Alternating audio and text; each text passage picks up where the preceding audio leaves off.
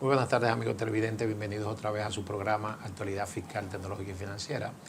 En la tarde de hoy tenemos la participación especial del ex gobernador del Banco Central, José Eloy Malcoum, quien viene a tratarnos diferentes temas económicos, tanto en el ámbito local como a nivel internacional. Licenciado Malcoum, gracias por aceptar nueva vez la invitación para venir a orientar a la ciudadanía y nuestros amigos televidentes sobre el ambiente económico mundial. Licenciado Malcoum, llega Donald Trump nueva vez a la presidencia de los Estados Unidos y trae un sinnúmero de políticas respecto a temas arancelarios que ha impactado no solamente a los países como Canadá, México, China también. ¿Cómo ve usted esta nueva política que trae Donald Trump y cómo va a afectar eso a la economía internacional y sobre todo nuestra economía? Gracias. Bueno, vamos a comenzar primero explicando que Donald Trump recibe la economía de Estados Unidos en condiciones muy buenas. O sea, no estamos hablando de cuando Ronald Reagan fue presidente, que había un desempleo de 9-10%, estaba estancada la economía. Ahora no. La economía del año pasado en Estados Unidos creció 2.8%. que es bastante bueno. Recibió un desempleo del 4% de desempleo, que eso es pleno empleo. Sí. Es como decir que no hay desempleo. Es correcto. La inflación terminó en un 2.9%. Se luchó por bajarla, se aumentaron las tasas de interés, recuérdense que llegó casi a un 9 y pico. Es correcto. Y se logró bajar hasta... En enero subió un punto a 3%. O sea que la economía en este momento no es como ha dicho su asesor principal, Elon Musk, que la economía está en riesgo de un colapso, de una quiebra. Eso no es así. Eso, ¿verdad? Eso estamos claros de que ni los economistas en Estados Unidos aceptan ese tipo de expresiones, ¿no? Pero él viene con un objetivo, una promesa que él hizo, que la gente no habla mucho de eso porque es un tema que él más o menos está manejando, no quiere ahora mismo tocarlo, que es bajar los impuestos.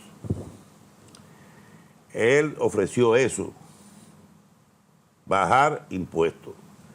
Pero ¿qué pasa? Él no puede bajar los impuestos porque la economía... Hoy, eso sí tiene la parte negativa. La deuda de Estados Unidos es algo inimaginable. Estamos hablando de casi 120% del PIB. Si tú le pones cero, eso llega como así, cantidad de cero. Y el déficit fiscal de Estados Unidos está en alrededor de un 8% el año pasado, 7.9%, un déficit. Bueno, nosotros cerramos con 2.9. Sí. Imagínate lo que es para Estados Unidos un déficit de casi... Entonces, él no puede ahora mismo bajar los impuestos porque simplemente generaría un aumento de la deuda y un aumento del déficit, lo cual no puede. Okay. Entonces, ¿cuál es la medida para eso? Hay dos. Primero, desmantelar el gobierno federal. Cerrar oficinas, cerrar instituciones, cancelar miles de personas del gobierno. O sea, lo que está haciendo es y en eso que está Elon Musk, en la oficina de DOGE, que es la oficina que se encarga de eso, bajando lo más posible el gasto federal. Y por otro, imponiendo aranceles, que obviamente también generarían ingresos adicionales, reduciría el déficit de la balanza comercial. Si él logra avanzar en esos temas, él podría entonces hacer una reducción de impuestos. Reduciría el déficit, tendría una especie de ahorro. Un espacio para reducir el déficit sin aumentar la deuda y sin aumentar el déficit fiscal, bajando esos impuestos. Porque al final de cuentas, para él, ¿qué significa bajar los impuestos? Precisamente a los ricos, a las empresas. Bueno, que la gente si tiene más disponibilidad de dinero, invierte más en la economía. Que ya el licenciado Malcún en su primer gobierno hizo una reducción importante en los impuestos. Exactamente, él lo hizo, ¿verdad? Entonces, a diferencia de los demócratas, que son más tendencia hacia aumentar los impuestos a los más ricos, los republicanos, como hizo Reagan cuando llegó al poder. Pero fíjate lo que pasó con Reagan. Le dio éxito eso. Sí. Porque la economía se recuperó, el desempleo se bajó al mínimo. Correcto. Pero cuando él llegó, duplicó la deuda cuando salió. Y duplicó el déficit.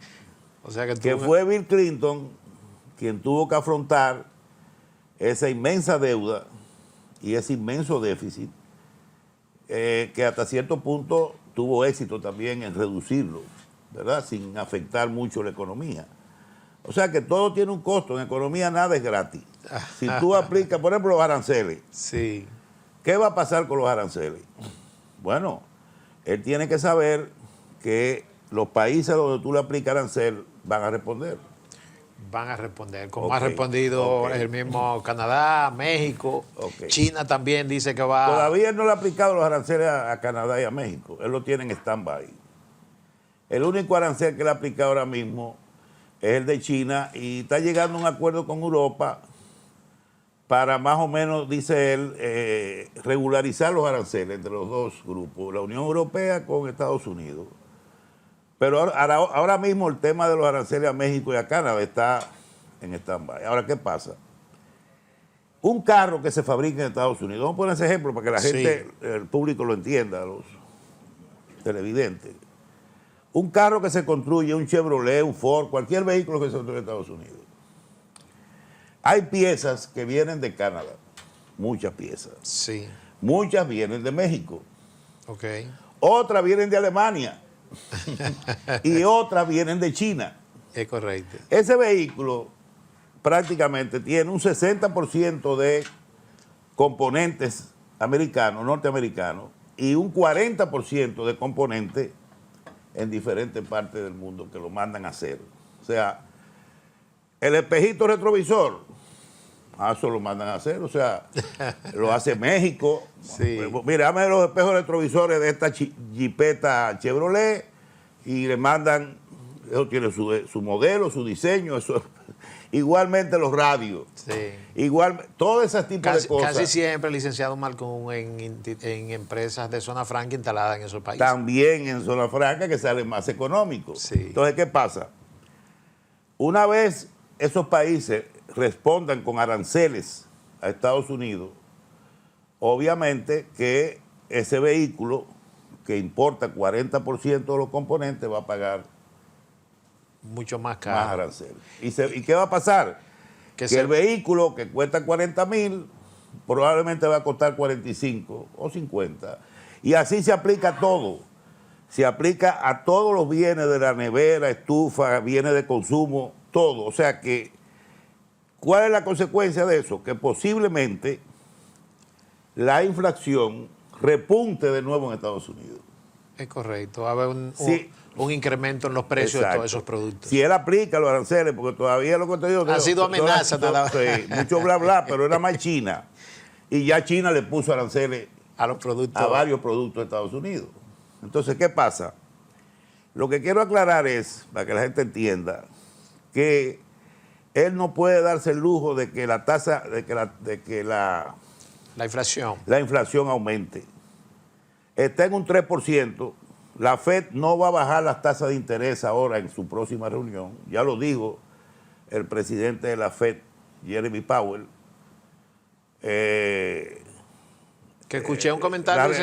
La FED es la Reserva Federal de los Estados Unidos. De Estados Unidos, que es el equivalente al Banco Central de los demás países del mundo. Ellos le llaman Reserva Federal, FED, FED. Entonces, la FED no va a bajar la tasa de interés porque la inflación subió un 3%. La va a dejar así. No la va a subir, pero...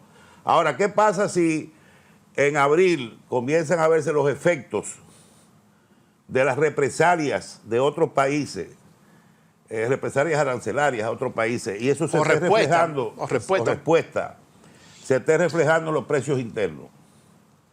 Si sube más de 3%, fácilmente la FED vuelve y sube la tasa de interés. Es correcto. Y ahí ya él va a tener un problema. Entonces eso va, diríamos, a retrasar el crecimiento que ha tenido. Afecta el crecimiento, obviamente. O sea, la inversión, el consumo, el costo del dinero aumenta. Entonces, ahí hay muchas cosas, como te digo, que él, al final de cuentas, probablemente no se van a producir. No se apliquen esos aranceles. Hay que reconocer que es un hombre... Un negociador. Un negociador. Eso, no sé si ustedes se recuerdan aquel programa de Aprendiz. Sí, claro. Estuvo 8 años en televisión con un programa que él invitaba a las personas y comenzaba como para emplearle en sus empresas, comenzaba a hacerle preguntas muy fuertes y a ponerle retos. Ponerle retos.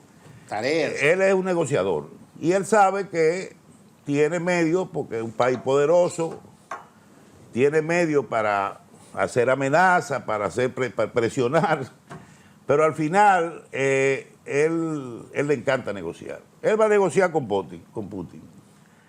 Después que termine con Putin, va a seguir con Xi Jinping en China. él está con México más o menos ahí y con Canadá bailando medio pegado, porque los canadienses nombraron un zar para controlar el fentanilo que cruza la frontera y los ilegales. México mandó 10,000 soldados a la frontera para que... También. O sea, todo ese tipo de cosas ya van más o menos amoldando y él va... porque eso es y eso es presión, eso es negociación. Ese es su estilo y hay que ver estos 4 años que eso va a ser una línea que él va a adoptar. Él no le gusta, él no es guerrero. Ajá. Biden era más guerrero que él. A Biden no le apretaba el pecho por bombardear en Siria o mandar todas las armas que fueran necesarias a Ucrania para que se defendiera de Rusia. Trump no es de ese, él va a buscar terminar la guerra en Ucrania. Hay que ver cómo, porque él está actuando de una manera bilateral con Putin, está dejando fuera Europa. Y fuera a Ucrania también. Ucrania. Inclusive ayer salieron unas declaraciones del licenciado Malcún que él dice que Zelensky es un dictador. Bueno, es un dictador porque él tiene ya 4 años más de lo que su periodo le indicaba, 3 años. Sí. Pero obviamente tú no pretendes que va a hacer una en medio de una guerra, una invasión, tú vas a una elección, o sea. Es correcto. Es obvio que eso no es posible. Ahora, yo creo que Zelensky tiene en algún momento ya que salirse del escenario. Él está presionando a Ucrania con que le deben 500,000 millones, que todas las tierras raras que hay en Ucrania tienen que ser para ellos, regalar a Estados Unidos. Pero todo eso es presión psicológica. Claro. Esa vaina vuelve loco a cualquiera, tú sabes. Pero eso es presionando a Zelensky porque para que entienda para que flexibilice, que la negociación con Rusia va a implicar pérdidas de territorio de Ucrania. Eso es inevitable. Y Ucrania se va a tener que ajustar, va a tener que llamar a elecciones, se tiene que comprometer a no ser parte de la OTAN, que ese fue uno de los factores que movieron a Rusia a invadir a Ucrania. Sí. Van a haber muchas cosas en esa negociación, muchos puntos, o sea, no va a ser una cosa fácil. No va a ser una cosa fácil. Pero yo creo que sí se puede lograr y yo creo que es hora que se logre para estabilizar. Está muriendo mucha gente ahí inocente, o sea, ya Ucrania no aguanta. Igualmente Rusia ha muerto cientos de miles de soldados. Fíjate que tuvieron que buscar soldados hasta de Corea del Norte. O sea, la sociedad rusa está conmovida, dolorida y afectada como estaba la sociedad norteamericana en la guerra de Vietnam. Es correcto. O sea, tú sentías la tristeza en millones de familias por la pérdida de sus hijos en una guerra, coño, que en casa del diablo, que ya no tenía razón de ser. Total, para tener que retirarse como se tuvieron que retirar en forma humillante, porque realmente fue humillante la forma que tuvieron que retirar los Estados Unidos. Y ahí murieron 400, 300, 500,000 soldados. En Rusia y Ucrania ya han muerto cientos de miles. Ya eso hay que pararlo. De cada bando, ¿verdad que sí? Licenciado Malcolm, hemos visto las publicaciones que ha hecho el Banco Central respecto a cómo ha iniciado la economía, sabiendo que tuvimos unos resultados en el año 2024 bastante favorables. Vamos a querer que usted nos haga un análisis de esos resultados de la economía, tanto al cierre del 2024 como ha iniciado en estos primeros 2 meses del 2025, pero lo vamos a hacer después de esta pausa. Volvemos ahora.